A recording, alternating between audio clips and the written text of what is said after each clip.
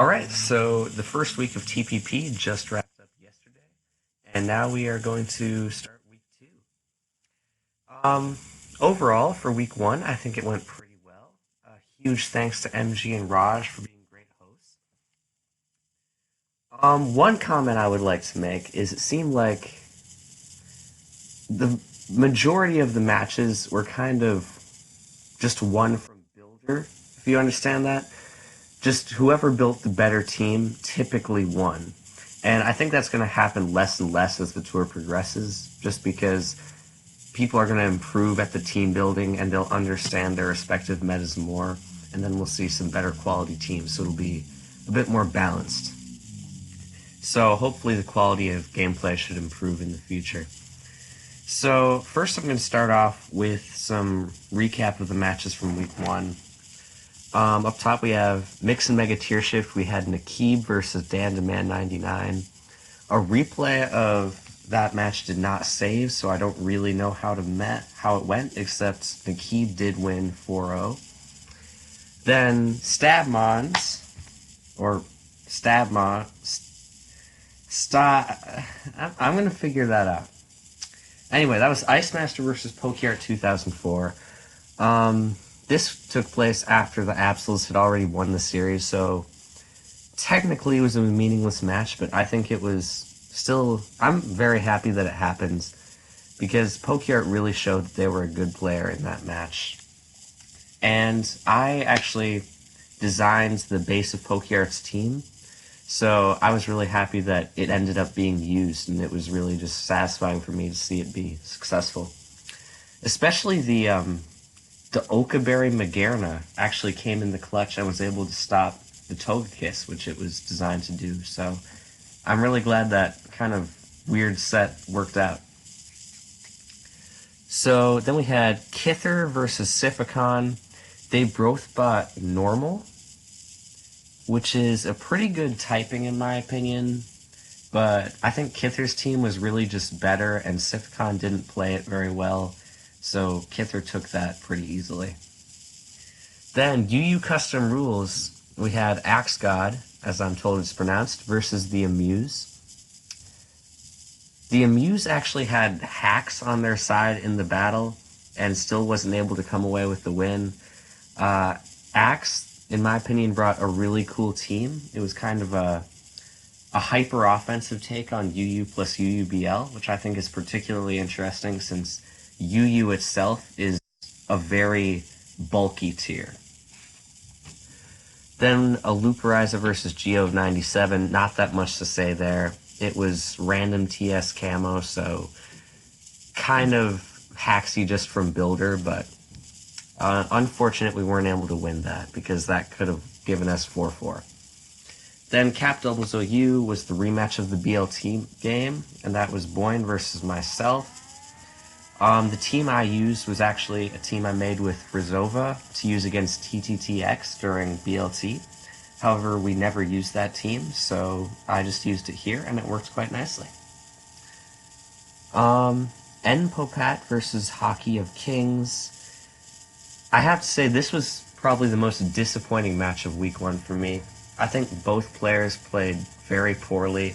Just starting off from Team 2, Hockey switched in a Scavalier on a Will-O-Wisp, which I think just comes from inexperience of NU.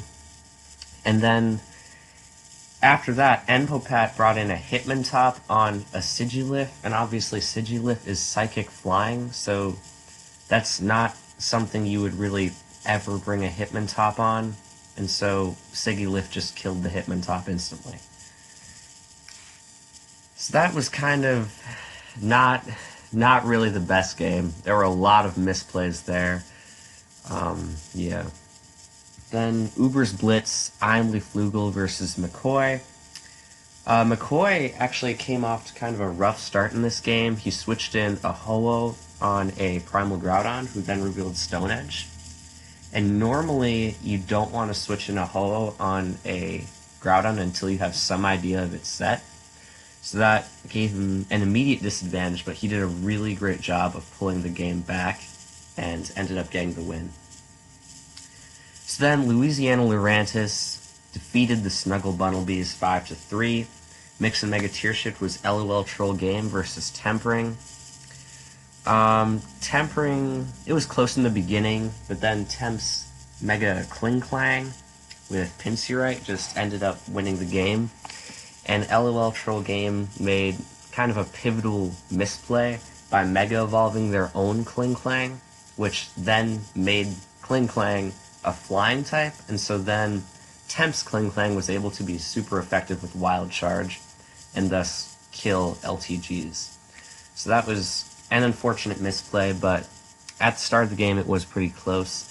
I think both these players are pretty solid and should have about even or above even records in the tournament. Then we had Prank versus Lantern Light.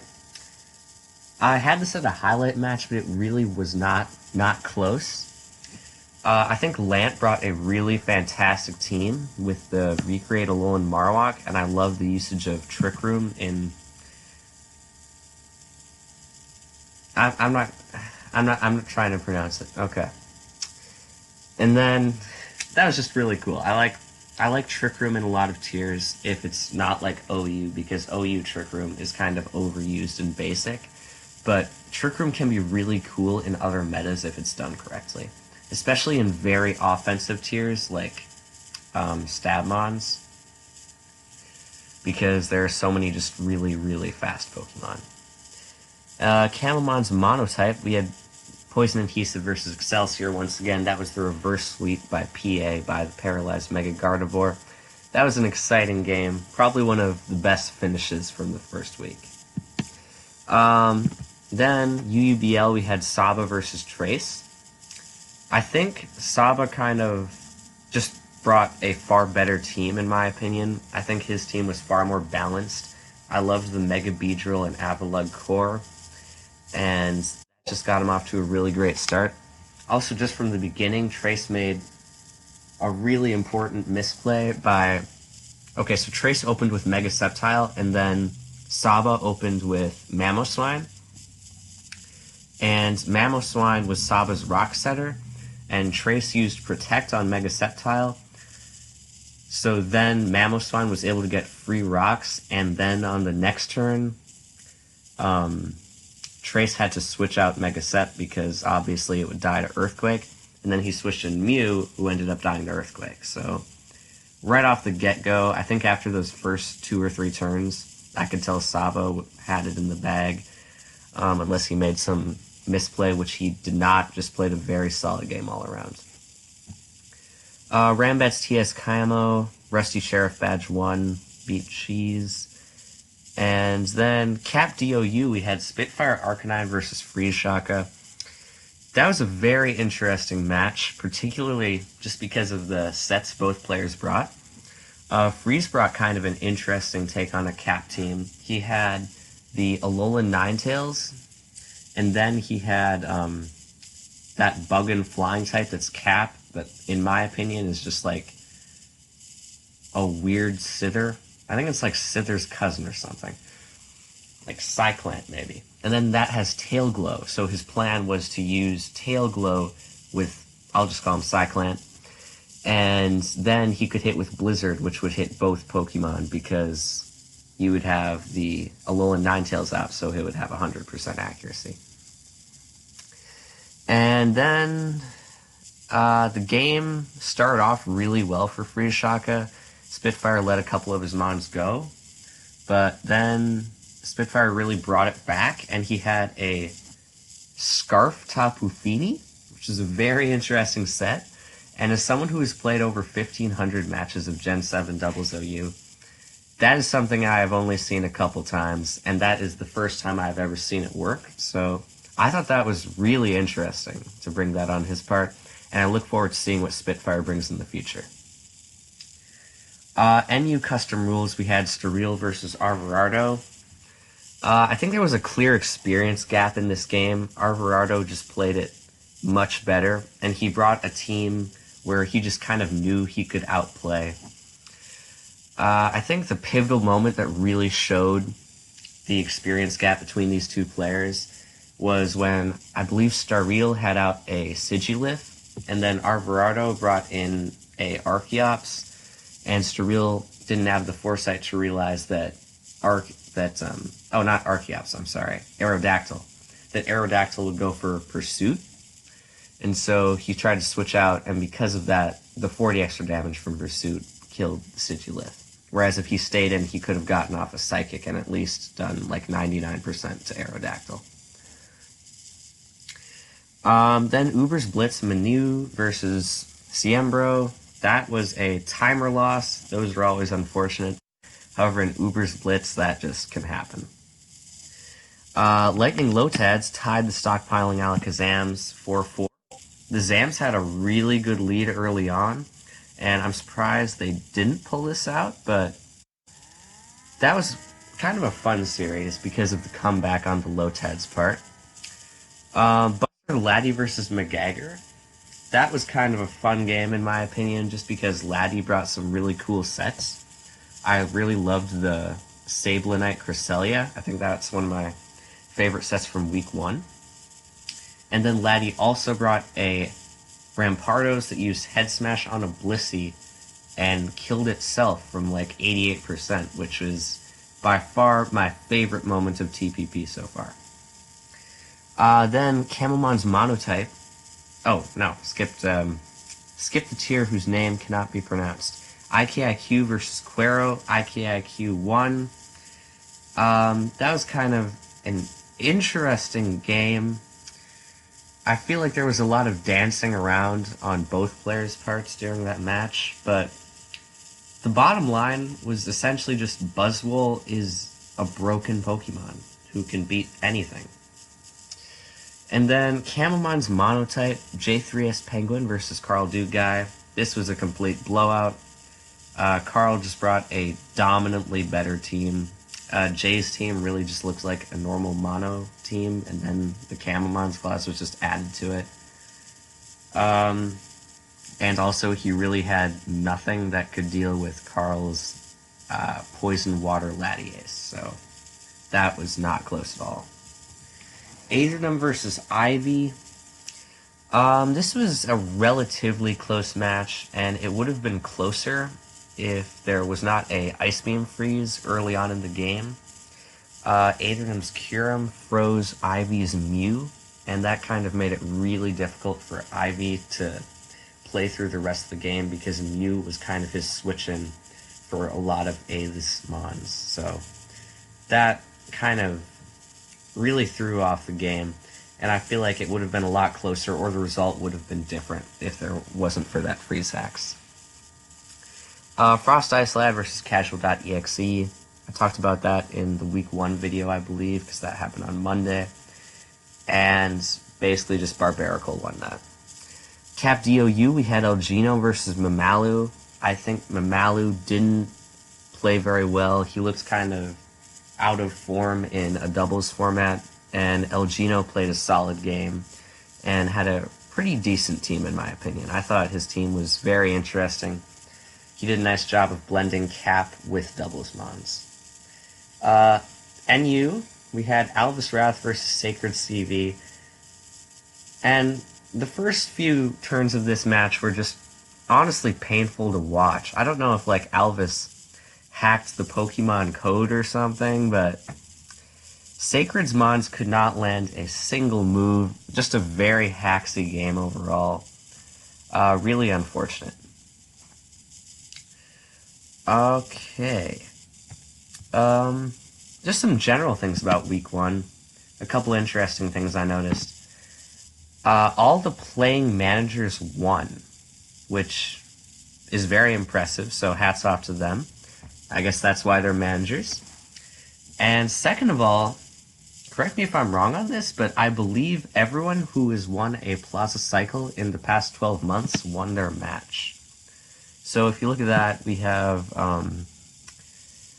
Alu, myself, McCoy won like 1 million, Lance, Laddie. They've all won cycles and they all won their matches. I don't think anyone who won a cycle here lost. So that's just kind of an interesting thing to look for. Yeah, I think week one overall went pretty well. As I said before, I think match quality will really improve as the tour goes on. And on to week two. So this week we have the Louisiana Lurantis versus the stockpiling Alakazams. We're having LTG versus the Winded One. And the Winded One, I believe, is someone. People keep changing. Yeah, Quero. Quero had the unfortunate loss to the Buzzwole. I actually think Quero played his match better than his opponent did in week one, but Buzzwole just kind of destroyed his entire team. I think this should be a pretty close match. I think both players are pretty solid, but just because LTG played MTS in week one, I think he probably has a better understanding of the tier already, so I'll give it to him 60-40. Prank versus Laddie. Laddie had a dominating win, while Prank had kind of a blowout loss. I think Laddie will bring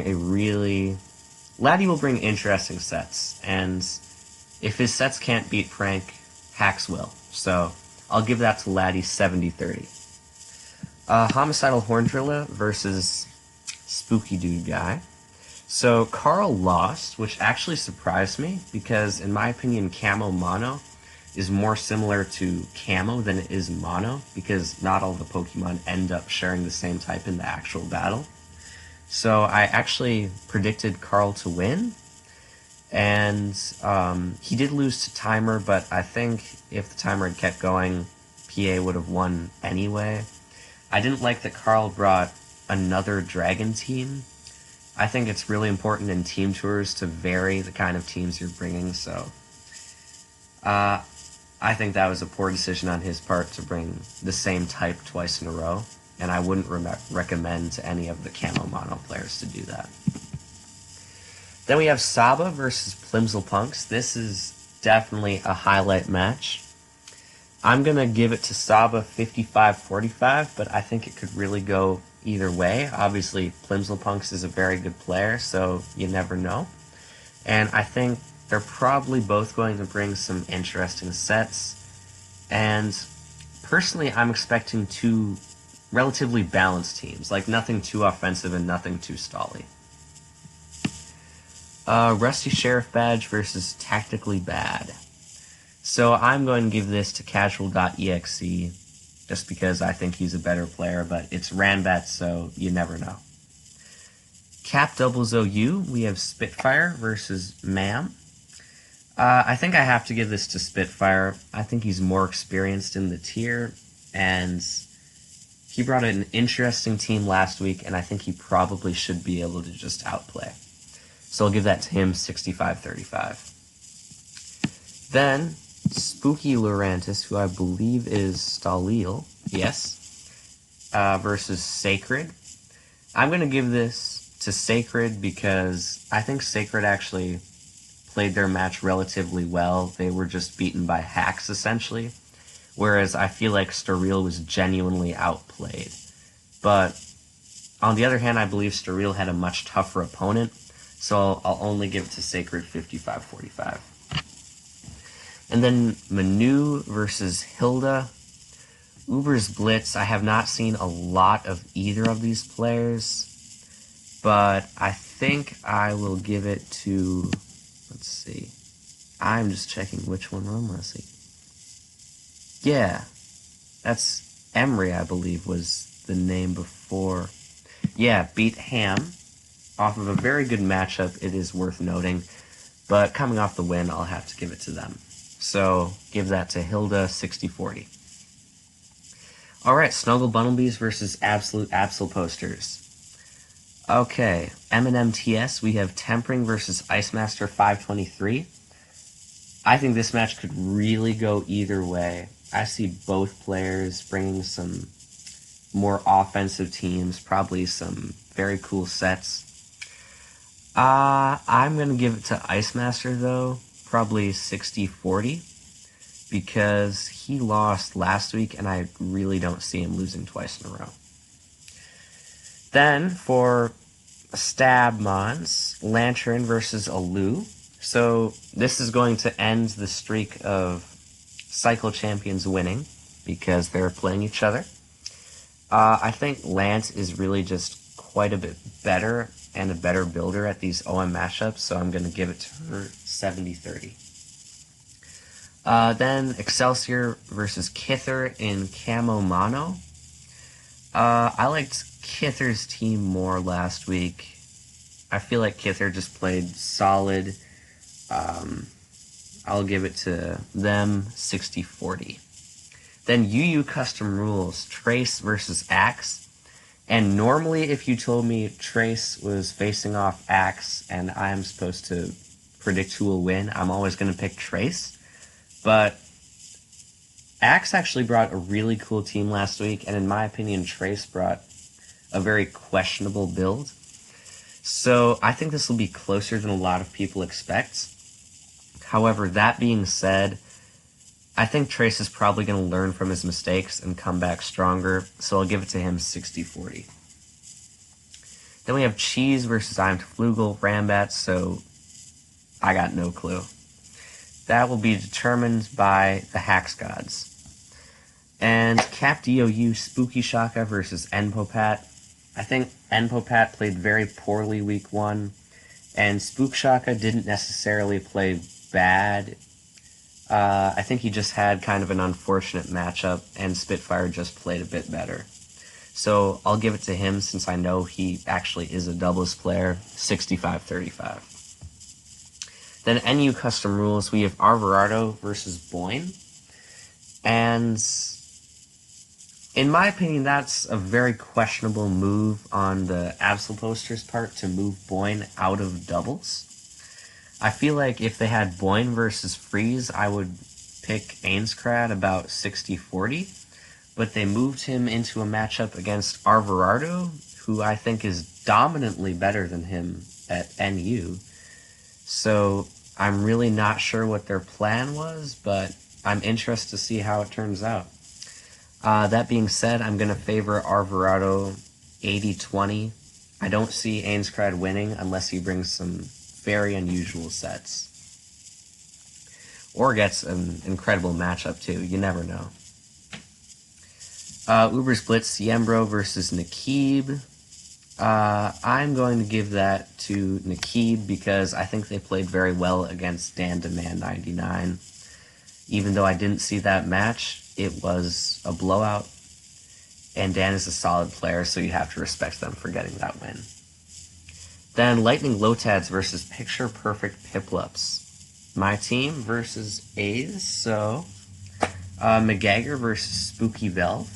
I think Velve is really a great builder, so I think she's probably going to take this, and I'll give it to her 70-30. IKIQ versus Pokeart 2004. I think this should be a very exciting matchup. That said, I'm going to stick with Pokeart. I'll give him 60-40. Hopefully, we'll have a good team to beat IKIQ with. Camo Mono, Adela Robia versus Siphicon. I feel like this could really go either way. I think Siphicon played poorly last week, and because of that reason, I think they're likely to bounce back. But Adela Robia is a pretty good player, so you never know. Siphicon's understanding of the tier from the last week and doing a lot of research and team building should improve his chances, though, so I will give it to Siffy 55-45. Then UU Custom Rules, Farneo 2 versus Komala. I really don't know much about Farneo 2. I do know more about Amuse. I don't think Amuse played well last week, but yeah, I'm picking Amuse. Let's go Piplups. I'll give it to Amuse 60-40. And then Rambats, that happened. Elgino won. Youngster Joey played very early, which I think was kind of a poor decision because even with Rambats, you do want to get some testing, especially against a good player like Elgino. Cap Doubles OU, Frost Icy Lad versus myself.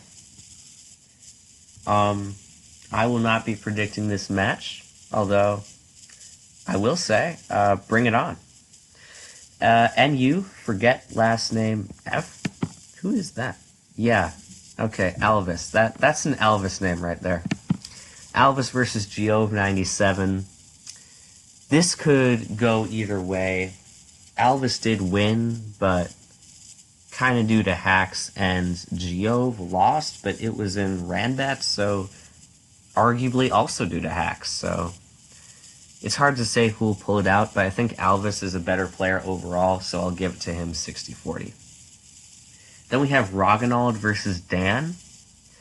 I think they're both pretty solid Ubers players, but I think overall Roggenwald is a bit better, so I'm going to have to give it to him 55-45. And that is it for predictions. I hope you enjoyed my video. Feel free to give some feedback and subscribe. That's it.